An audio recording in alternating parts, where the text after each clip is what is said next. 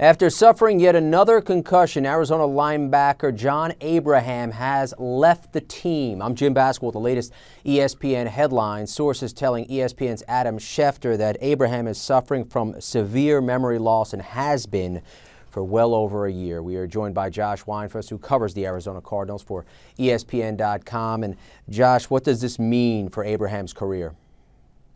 Well, he has 5 days to decide whether or not he wants to return to football. He took a leave of absence from the Cardinals and allowed the Cardinals to get a roster exemption for with which they re-signed linebacker Marcus Bernard. So they filled his spot on the roster, but like I said, Abraham has 5 days to decide if he wants to return to the Cardinals. But one catch is that the Arizona leaves for New York on Friday, which would be 4 days from Tuesday. So he has to make his decision pretty soon.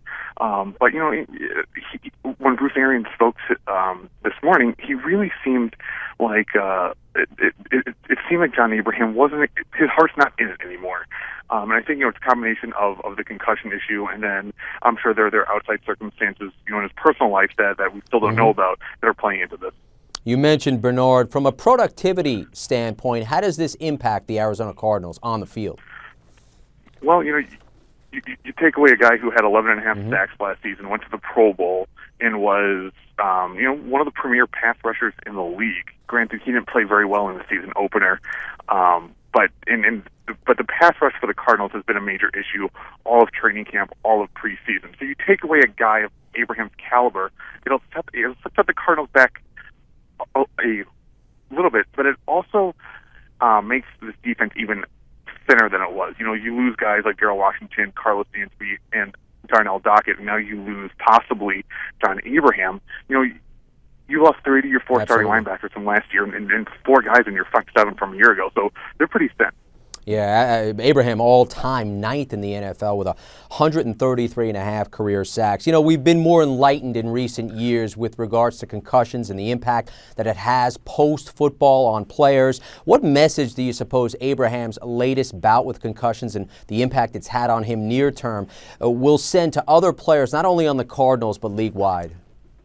I'm not sure it'll send any sort of new message. I talked to a few players today, and they said the key word that's being thrown out there that this was his first diagnosed concussion.